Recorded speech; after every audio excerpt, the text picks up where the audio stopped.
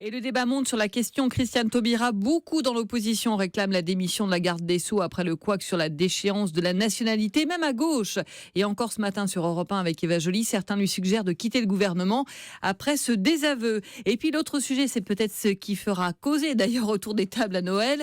Le réveillon ce soir, comment réussir ces fêtes de Noël en famille, les sujets qui fâchent. Nous serons avec Serge Effez pour répondre à vos questions, le psychiatre et psychanalyste. Oui, et d'abord, donc, cette première question, démission ou pas.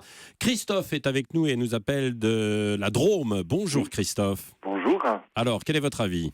Alors moi, j'estime que Madame Taubira doit être démise de ses fonctions parce qu'elle a commis une faute lourde, une faute professionnelle lourde. Ne serait-ce que sur le fait de la double nationalité des personnes qui pourraient être déchues de leur nationalité.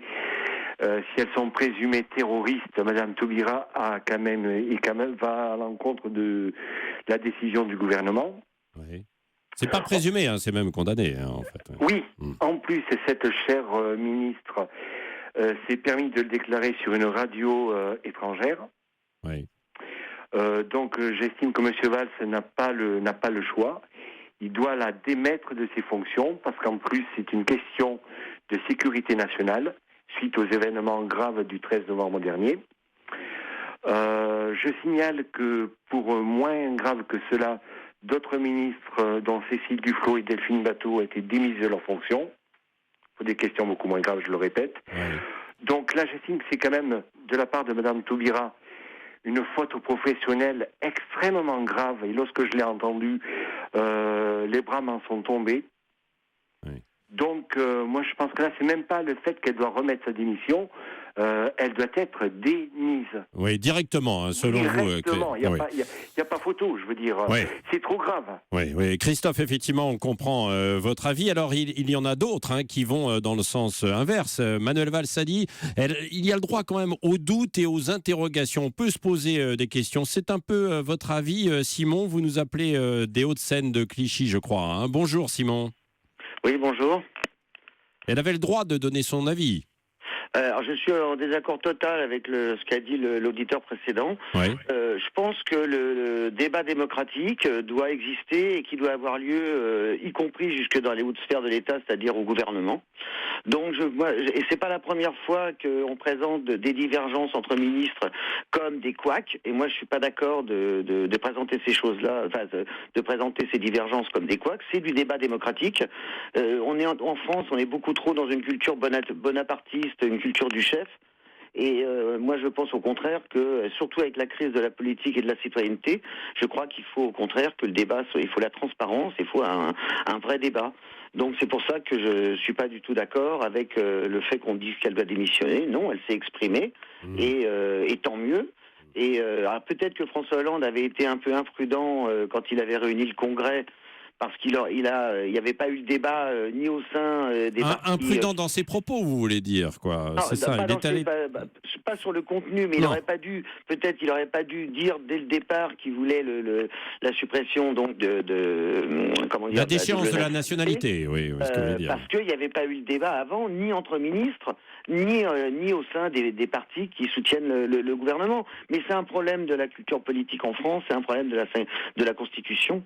Et là, on est vraiment au cœur de débat. Moi, je pense qu'il est normal que les ministres s'expriment, y compris sur les sujets les plus gravissimes comme celui-là, parce que c'est quand même un principe républicain d'une entorse au code de la nationalité, c'est-à-dire au droit du sol.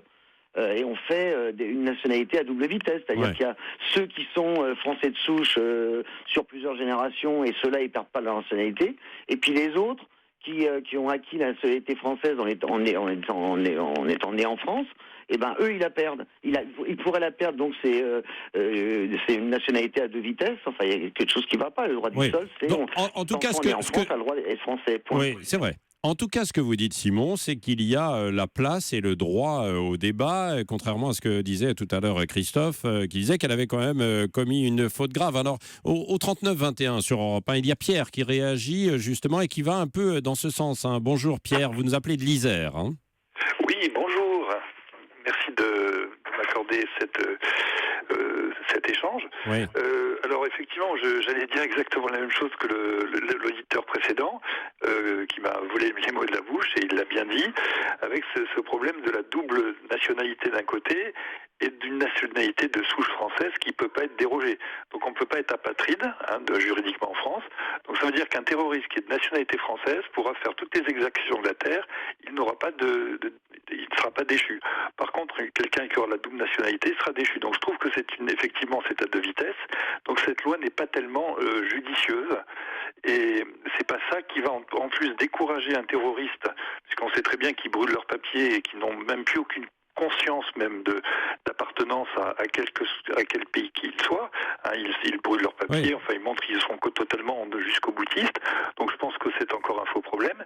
Et cette loi risque aussi, peut-être un jour aussi, de dévier vers des actes en amont du terrorisme qui peuvent peut-être pénaliser certaines personnes, peut-être sur des faits effectivement Vous êtes graves, contre, quoi. et qui peuvent dériver sur un manque d'accès, disons, ensuite à l'emploi, à la formation, enfin tout ce qui peut être reconversion professionnelle pour des gens qui auraient fait des faits beaucoup moins graves. Pierre, donc vous êtes contre cette loi, en tout cas. Je la trouve incohérente, c'est-à-dire qu'elle ne s'applique pas à tout le monde. Donc à partir du moment où elle s'applique à deux vitesses, elle est pas bonne en soi. Ouais. Elle n'est pas juste. Maintenant, Madame Taubira, effectivement, elle a peut-être fait une annonce un petit peu hasardeuse. Moi, je trouve que c'est sa conscience. Ça fait dissonance quand même. Ça fait dissonance, mais c'est une conscience personnelle, parce que c'est une femme de conviction, je pense. Et puis, on voit bien que c'est le jeu de la droite contre la gauche, ou inversement. Dès qu'il y a un ministre qui fait un petit écart ou une erreur, c'est haro sur le ministre. À part Cahuzac qui a vraiment démissionné pour des raisons très graves, il y a eu énormément de ministres qui ont fait des gaffes dans le passé et qui n'ont pas pour autant démissionné. Oui, c'est ça. Ça c'est vrai, effectivement. On se souvient, on a tous en tête, évidemment, Jean-Pierre Chevènement à l'époque et sa grande déclaration. Merci, Pierre.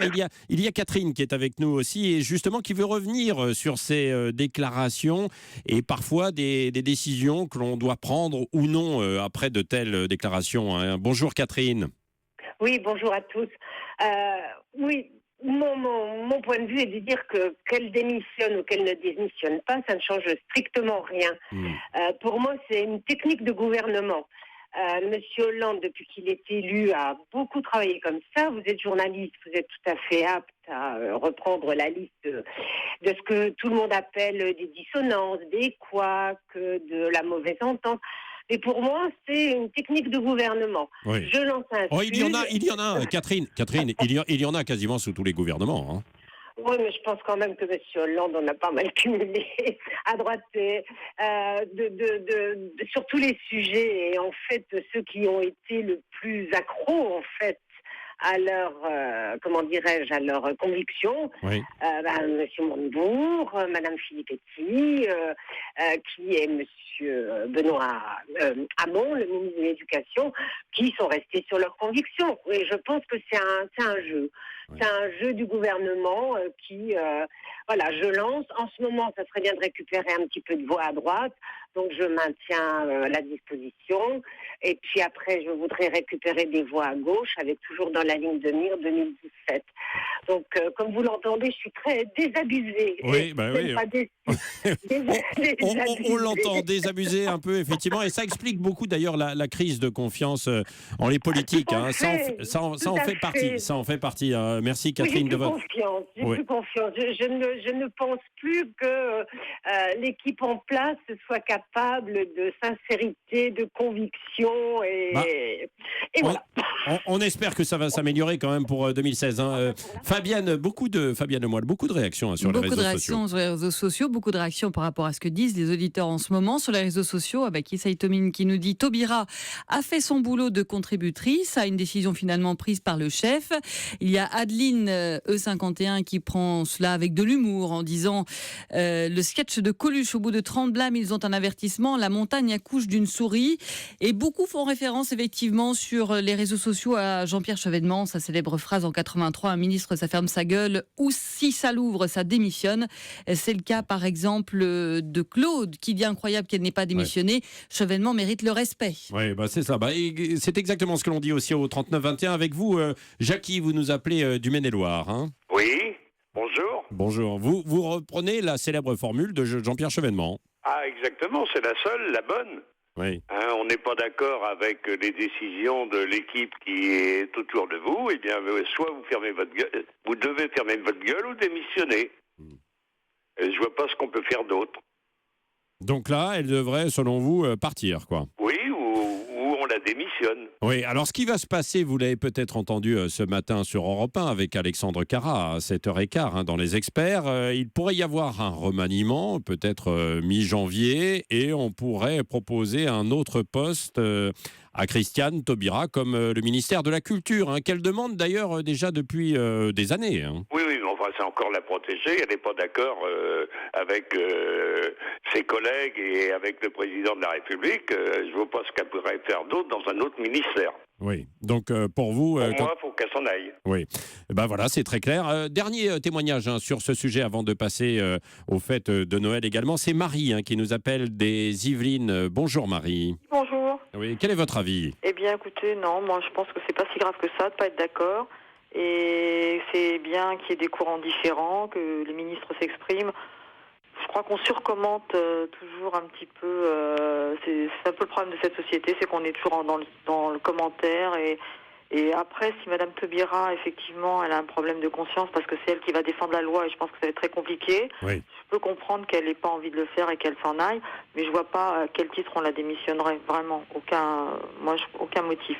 Pour moi, c'est pas grave. C'est bien tant qu'on aura que ça comme problème, que les ministres donnent leur point de vue. C'est pas si grave que ça. Tous les gouvernements l'ont fait. Il y a toujours eu ce type de réaction et voilà. Elle avait peut-être eu envie de peser un peu sur la décision finale, mais au final, c'est François Hollande qui prend cette décision, qui n'est pas forcément une bonne décision de mon point de vue, mais bon. Elle avait le droit de dire ce qu'elle a dit. Tout à fait, parce que c'est conforme à sa pensée et je vois pas pourquoi elle dissimulerait. Non, moi je comprends qu'on s'exprime. On peut pas demander au ministre d'accepter, surtout connaissant Madame Taubira, on sait très bien qu'elle n'est pas pour ce type de décision, c'est clair. Oui, voilà, c'est ça. Donc elle est fidèle à ses convictions, voilà, absolument. C'est ce que vous dites. Voilà. Merci Marie pour votre témoignage. Vous étiez très très nombreux à nous appeler sur ce thème du nouveau couac au sein du gouvernement. C'est peut-être le sujet qu'il faudra éviter ce soir pour que tout se passe bien à table autour du réveillon. Nous en parlons dans un instant justement avec vos appels, vos témoignages au 39 21. Comment réussir ces fêtes de Noël en famille? À tout de suite sur Europe 1. Pour apporter vos témoignages sur l'actualité, appelez Europe Midi au 39 21. 50 centimes la minute, plus coût de l'appel. Patrick Roger, Fabienne Lemoyle. Oui, comment réussir ces fêtes de Noël en famille? Éviter que ça ne dérape. Je ne sais pas si vous avez entendu les quelques témoignages tout à l'heure, juste avant 13h. Avec nous, Serge Effez, qui est psychiatre et psychanalyste et spécialiste de la famille et qui pourra nous donner quelques conseils si besoin. Nous avons Solange en ligne qui nous appelle de Châteauroux. Bonjour Solange. Bonjour. Alors bonjour à vous. Vous préparez à faire ces fêtes de famille, ces fêtes de Noël en famille? Oui, bien sûr, c'est important. Et la famille, pour Noël, c'est principal. Oui. Et ça se prépare et ça se présente plutôt bien pour vous? Oui, ça se présente pas mal. Oui. Pas mal du tout. Vous allez recevoir un petit peu tout le monde chez vous? Eh bien, c'est-à-dire que depuis mardi, on est déjà 8 personnes à la maison. Oui. Depuis hier soir, nous sommes 11. Donc, on assume, on s'est organisé, voilà. Oui. Et puis, demain, ce soir et demain, c'est ma fille qui prépare le repas, avec la participation de tout le monde, bien sûr. Pour tout, on va être 15, voilà. On entend un peu de bruit autour de vous, effectivement. Ça commence. Je suis dans la rue. Vous êtes dans la rue en train de préparer et de faire les dernières courses pour que tout soit prêt pour ce soir. C'est un instant ce sont des moments de partage importants, Solange, pour vous, ce moment de Noël? Ah oui, très important. On est entouré par les enfants, les petits-enfants, c'est vraiment très, très important. Oui, voilà, Oui. 3 enfants et 6 petits-enfants. Ouais. On le disait, Serge Effez. Merci, Solange. On le disait, Serge Effez, effectivement, tout à l'heure. C'est important. Finalement, il y a peu de moments où tout le monde peut se retrouver, toute la famille peut se retrouver autour d'une table, et c'est quasiment l'unique moment où on revient d'un peu partout, quoi, pour se retrouver. C'est même le seul, pour la plupart des familles. Il n'y en a pas d'autre. C'est le seul moment, effectivement, où toute la famille se réunit, c'est-à-dire où on sort de la famille nucléaire pour arriver à la famille élargie avec les grands-parents, les oncles, les tantes, les cousins, etc. La famille nucléaire, qu'est-ce que vous entendez par là? La famille nucléaire, c'est le papa, la maman et les enfants, quand il n'y a pas de recomposition. Donc c'est la famille qui est plus habituée, disons, à se retrouver, souvent les dimanches ou d'autres jours. Mais là, on élargit à d'autres, et donc l'identité familiale est plus importante, elle est plus gravée dans une histoire, qui est l'histoire de cette famille-là. Elle définit une identité entre ceux qui en font partie, ceux qui n'en font pas partie. Et je trouve que cette année, d'ailleurs, j'ai beaucoup entendu ça, parce qu'évidemment, mes patients parlent beaucoup des fêtes de Noël depuis 2-3 semaines. Ils attendent ça avec impatience. Ils attendent ça. Et alors, ils le redoutent, c'est vrai. Ils attendent ça avec impatience. Ils redoutent certains conflits, mais en même temps, ils attendent ça avec énormément d'impatience. Et avec tous les événements là qui se sont passés, eh bien, il y a davantage l'envie encore de se resserrer les uns contre les autres, de se réchauffer, voilà, de retrouver des valeurs finalement qui sont les vraies valeurs, et justement d'éviter encore plus les conflits peut-être que les autres années. Y compris donc quand il y a des recompositions de famille. C'est le cas avec vous, Jacques. Vous nous appelez de Lons-le-Saunier dans le Jura. Bonjour, Jacques. Bonjour. Oui, alors comment vous préparez ce réveillon et puis peut-être cet ensemble de Noël, quoi, Vous êtes dans une famille recomposée, vous, c'est ça? Oui, alors ce soir, ça va être le réveillon en tête-à-tête avec ma fille. Oui. Tous les deux. Donc moi j'ai prévu un petit menu acheté au traiteur. On me livre cet après-midi. J'ai juste le champagne à servir et l'apéro. Oui. Tout le reste, c'est le traiteur qui fait très bien son travail. Voilà, comme ça c'est plus simple. Alors et ensuite demain. Alors demain c'est réunion avec mon ex-femme et son nouveau compagnon, et ma fille et moi et les enfants. Donc on va être 8, je crois. Ouais. Ah, c'est ça, Jeanne, 8 9. Bon. Voilà, et demain on va être tous ensemble, les petits cadeaux, un bon repas et puis une bonne journée de Noël. Et tout ça se passe bien, quoi, justement, avec votre ex-femme et ce nouveau mari. Depuis des années, ça s'est toujours bien passé, parce qu'on est des gens intelligents et il n'y a jamais eu de problème. Oui, Serge Effez, effectivement. Très important un témoignage comme l'autre, parce qu'on imagine souvent les recompositions comme des lieux obligés de conflit, alors que ça ne l'est pas forcément, et que ça, lorsqu'on est intelligent, comme vous dites, eh bien, on peut imaginer des fêtes de Noël à géométrie variable, voilà, ceux qui peuvent s'étaler sur plusieurs jours et sur plusieurs repas, et qui permettent de prendre en compte ces recompositions. De plus en plus, maintenant, vous avez un foyer où cohabitent 4 enfants qui n'ont pas du tout les mêmes parents et les mêmes familles, alors qu'ils sont frères et sœurs. Comment ne faire en sorte que tous ces enfants-là ne soient pas pris dans des conflits de loyauté, arrachés d'un côté et de l'autre pour savoir où ils vont passer leur réveillon? Et ben c'est justement quand les parents et quand les adultes ont l'intelligence de se mettre d'accord. En bonne intelligence, voilà, comme chez Jacques. Et chez vous, Hélène, vous nous appelez de Loire-Atlantique. Bonjour Hélène, à vous. Bonjour. Oui, vous aussi, il y a cette recomposition familiale. Et comment ça se passe alors? Ça va? Alors, c'est pas super parce que effectivement tous les grands-parents sont divorcés et recasés, séparés, recasés, on va dire. Donc au bout d'un moment, effectivement, faire 4 réveillons, c'était compliqué. Nous, on était angoissés à l'idée de pas faire le bon cadeau parce que ça allait pas au bon endroit. Qui cuisinait, les remarques, qui était choisi le 24, qui était choisi le 25. Et en fait, c'est notre premier enfant qui s'est retrouvé au milieu de tout ça. Donc cette année, c'est l'inverse. Nous, les attentats nous ont fait réfléchir et nous ont fait dire que on va passer notre réveillon ce soir tous les 5 avec nos 3 enfants, mon mari et moi. On va souffler et on est très heureux. On est apaisé et on verra après. Il faut reprendre un petit peu les priorités, c'est-à-dire la famille, c'est aussi nos enfants et que on soit en paix.